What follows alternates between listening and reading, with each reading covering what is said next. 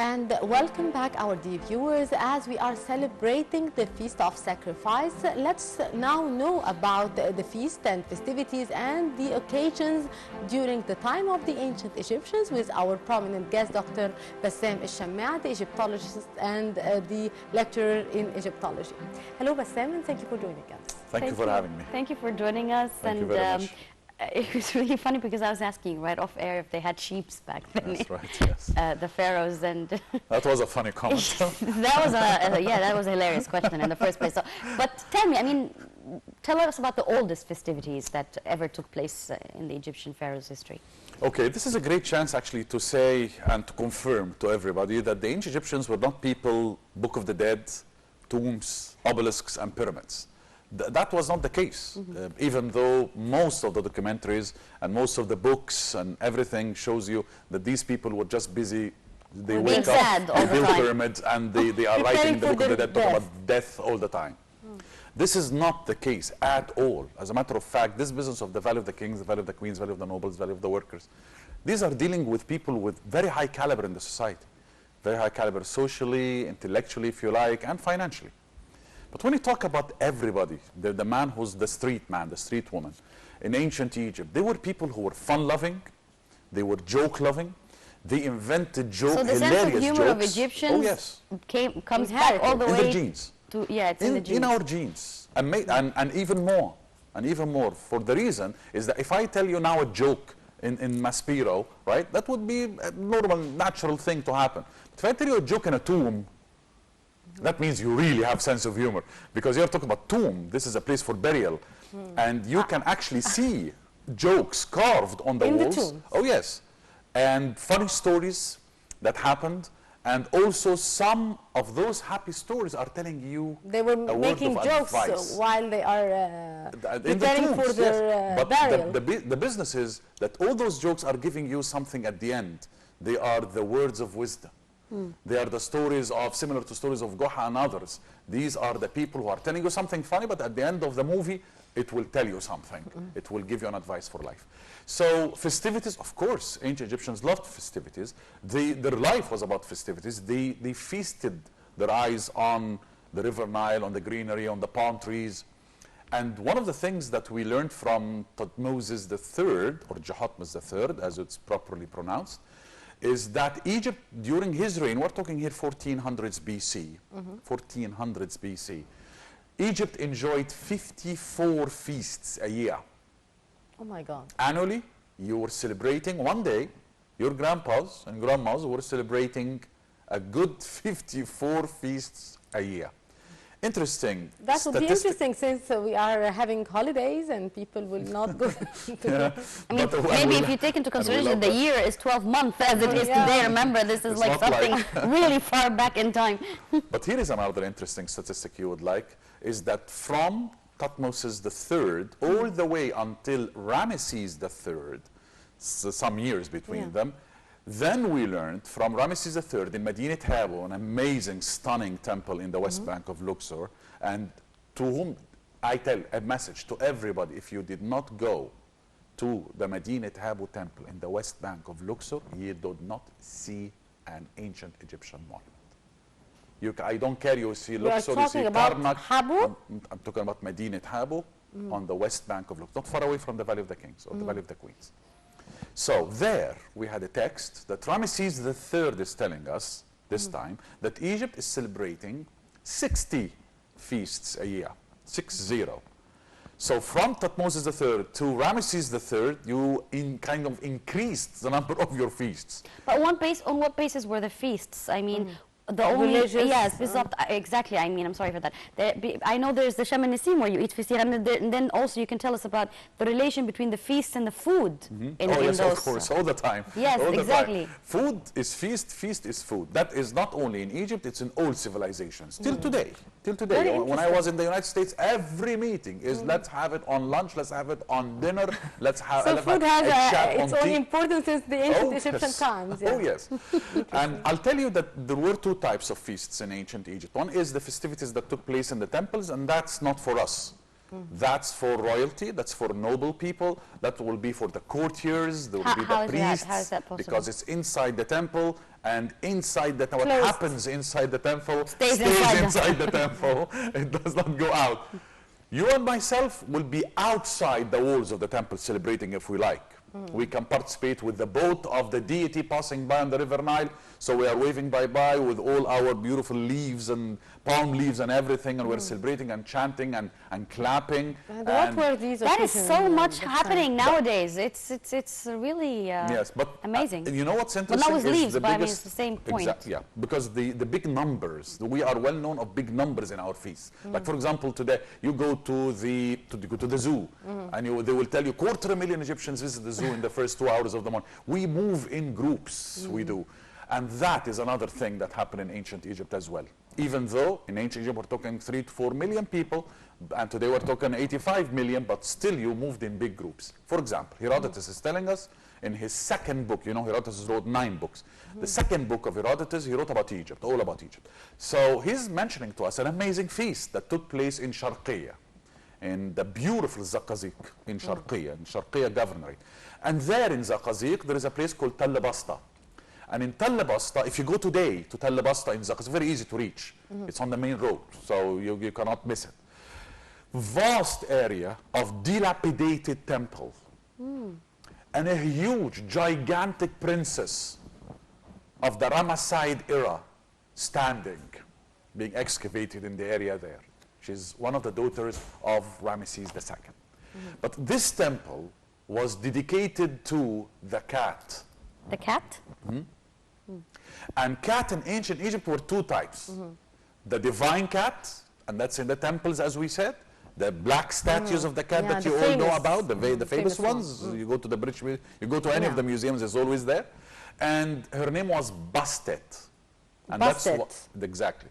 And that's why some people believe, including myself, is that Bastet was originally the word of Basta. Yeah, That's sounds why more like Tel it. Basta is the name of the Yeah. place today. What And the- Basta is Basta originally mean? Bastet.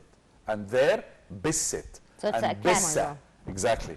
And Bissa is not only the sound that you do for the cat, bis, like that, but Bissa is actually the Arabic, very strong Arabic naming for the cat in our But villages till tell us today. again more about what is the relevance of cat in ancient Cats were Egypt? protection, cats were good, cats were nice pets, cats were the most loved pet by the ancient Egyptian. There is not one house in ancient Egypt without a cat.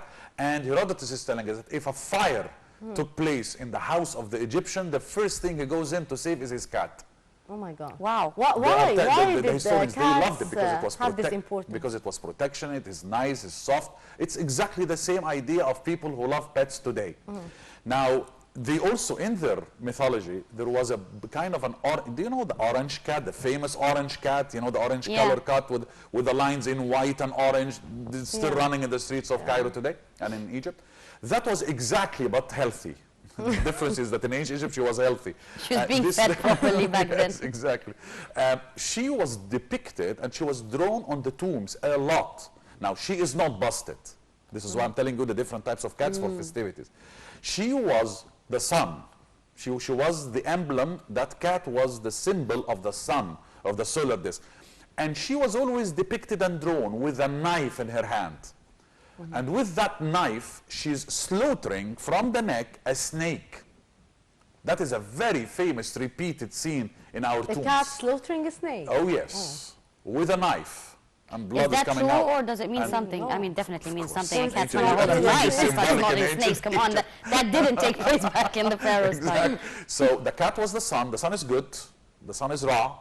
And Ra is good. Ra is always generous. Ra is always protective. But why the Ra cat protects was you, killing the and snake was a knife? Because the Ra is killing the snake. And the snake is Apophis. And Apophis is the evil. Oh my God. So good is killing evil every day and every night. This is not only a scene that happened once from the ancient Egyptian point of view. No, it was repeated daily. Why? Because when the sun goes at night, after sunset, it goes in a journey of darkness. And in the journey of darkness, there will be bad, evil souls trying to stop your journey. So in order for the sun to reach sunrise and for you to live again, because cat on has to kill a sunrise, snake? Ra has got to kill the evil every night. Okay. And that's why the hours of the ancient Egyptians, their watches, There were no watches, but they had hours. But they were not like 2:30, 3:30, 15 past 2. No. Their hours were activities of Ra. So he will tell you, I will meet you when Ra kills the evil, 11, 12 o'clock midnight. Okay. So that was the timing. Now going back to the festivity of Sharqiyya, Herodotus is telling us 700,000 Egyptians attended that feast of Sharqiyya, of the cat. And he then mentions at the end of the sentence, and I did not count the children. So you are talking about over 1 million Egyptians attendance of that temple festivity outside the walls. We are not counting the people inside the temple, because as we said, we will be outside. We're not going to be allowed to enter inside the temple. So also that feast included rivers. The River Nile. But just it like was today. what feast, Mr. Bassam, that they have celebrated and... The cat. That was the festivity of the cat. Was it a religious festivity or social festivity? No, for protection. This is dealing with the temple, so that's religious. But in the religious, as we do in our religious festivities, there will be social activities, of course. Yeah. The interesting thing is that the description, before you reach Tel Basta, Egyptians took boats on the River Nile, exactly as we do today. We go on boats and we get 1 million people on one boat, and then they sink, and all the problem, and they dance, and the problem of ever, and then they sink, and God forbid, and then the good forbid, it happens every Eid, and it's every festival. No, this Eid it doesn't happen yet. Inshallah, I mean, we have really to be very careful with that. There were some people taking care of the River Nile. Ancient Egyptians had police Nile, by the way. Ancient Egyptians had a platoon, kind of concentrating with the security of the river. So we need them to go around. Sir, this is very, very interesting. I mean, tell us about the phenomena of the Egyptian people that they have the traits and the traditions of, and even the sense of humor and the characteristic of a pharaoh, despite that Egypt is one of the countries that has been invaded by so many countries, the British, the French, the Turkish, yet still the Egyptian character is the same and doesn't change by time. Even if you're a half Egyptian, you would always see the Egyptian side being more stronger in terms of your sense of humor, how you socialize with people. It's very different than other Arab culture. How is that? And other civilizations as well. I mean, there were civilizations that didn't last. I mean, the Hyksos. I mean, these were able people. Yes. They were people with chariot wheels. They were people with horses. They had the 2 nuclear weapons. Oh my God. I call those the nuclear weapons of the ancient times, the horse and the chariot. Where are they now? We don't have one huge building for the Hyksos anywhere in the world. So there were civilizations who would vanished. Why? And why the Egyptians stayed? Of course, by the will of the Creator. This is a country that survived loads of things, loads in the history of things. I'm not even talking about the days of the ancient Egyptian royal families. I'm talking before that. There were revolutions before Narmer came to unify Upper and Lower Egypt. So you were suffering from instability of political situations and status since 4 and 5 and 6,000 years ago. So how, indeed, the question is, how do you stand up today? I mean, how can you stand up with all these invasions and be and with always the same under the characters belonging spot to your ancient exactly, times? and you didn't mess, and you actually would absorb the others. So you will have in your language Persian and Arabic and Coptic and ancient Egyptian and hieroglyphs and Italian and Greek and Macedonian. Everybody invaded Egypt throughout history. Everybody. And you swallowed those guys, and then you put it inside your fabric. It remained, and you made that kind of effort to put it in your fabric, and it becomes that cloth that you are wearing today as an Egyptian. This is genius. But I will tell you the secret, the key of that character, of the ancient Egyptian character. It is simply taking things lightly. Yes, that's why they have a sense of humor regardless what situation they go through in life. You they always have a joke. In our situation now, how are you celebrating yesterday with all that? With all what's happening in the country and then the football match. And then the horrible defeat. And the crisis yesterday. Oh my God. You please do go on Facebook after the match and you will find and the during the match, yes, that's the during the jokes match. that and it's like heavy, but with jokes. We always come up with jokes here in Egypt, which is interesting. So I think this is the reason. I keep on telling this to my groups as a tour guide. I tell them, I'll tell you the secret why we survived all of that. We survived because we use our sense of humor. And lastly, I would like to tell you something about food, because you asked about food. Ancient Egyptians ate, and they loved their bread. We are a civilization of bread. Until today. Until today. The same baladi bread we're talking about? I'll tell you, types and types and types of bread. Because you love something, it's like pizza. You love something and you start to make types of it. If you go to the Agriculture Museum today, and this is one museum I advise everybody to go in Doki, and you will find there in the Agriculture Museum in Cairo, you will see pizzas. Thousands of years ago, pizzas. So we have created the pizzas, not the Italians. Yes, ma'am. So he ate pizzas, the bread with stuff on it. This is the idea. You will find, and I know most of the people who actually are not Egyptians, but they are residents here, they will know what I'm talking about. It's hawashi. Yes, of course. In ancient Egypt, they were the inventors of the idea of the hawashi sandwich. The idea of the sandwich. Cookies made in form of stars and fish. So we were the first people to make cookies in form of animals, and form of creatures, and form of stars. Nowadays, I don't know, you eat, I don't know what, with salt in form of a star. This is the same idea, form of a teddy bear or something like that, and you are eating the teddy bear. Also, lately, there was a study, 2013, I met this gentleman the other day, and he told me that they noticed, in the government, they noticed 138 types of house bread in Egypt, 2013. Really? 138. That's bigger than the French and the Italians in number. Also, they would wear the beautiful linen in their festivities, because linen was something to wear. Wear your linen, the text is telling us, wear your linen outfit. Put beautiful perfume fats on your skin. See, we are also the first people who discovered perfumes before France did. Exactly. And wear your garland with flowers and enjoy life. That's what he's saying. He's telling us, he's giving us an advice to enjoy life by wearing and by feeling good. Also, the linen, if you go again to the Agriculture Museum, you'll find a piece of cloth of linen, thousands of years ago, 100 small pieces, knots. It was handmade. Knots. Definitely it was handmade. Yeah, yeah. Of course it was. question 110 was so weird today. knots in 1 square centimeter. 1 square centimeter. So they were artistic as well. Artistic and genius. How can you put 110 knots in 1 square centimeter? How can you build pyramids? It's not just Another question. it's not just stitching a piece of cloth.